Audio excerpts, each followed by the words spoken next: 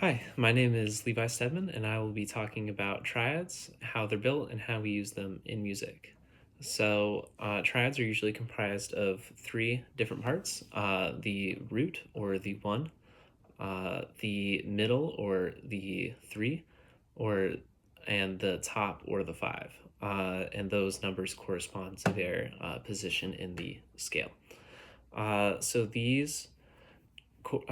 These notes are usually stacked on top of each other, and there's a couple different things we can do to change the sound or feel.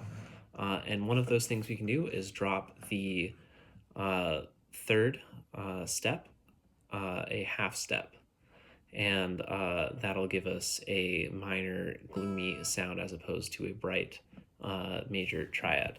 And so now I can play us Sunset Road by Bela Fleck, and it'll demonstrate some of those movements between a major and minor triad that you can't, that get a feeling that you can't replicate with just major or just minor triads.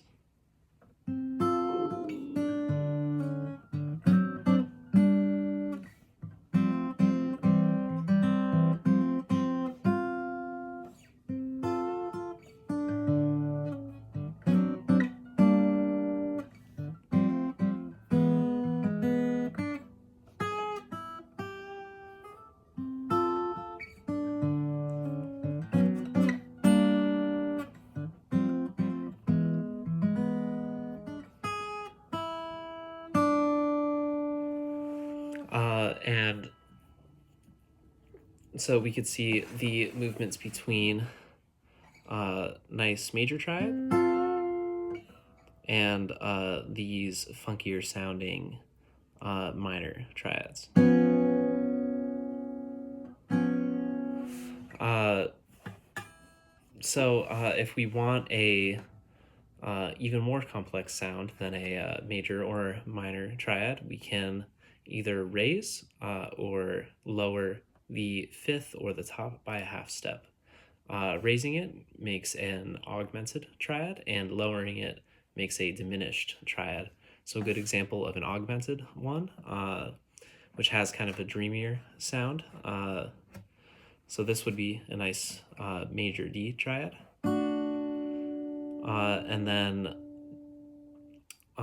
just catching that third fret of the top string, we can make that a augmented. And we can, you can really hear that dreamy sound as opposed to the stable minor, or sorry, stable major. And if we wanted to augment, or I'm sorry, if we wanted to diminish this chord, we would lower it a half step, and we would end up with this.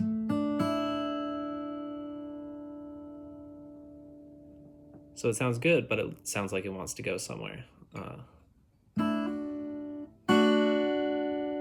Sounds nice.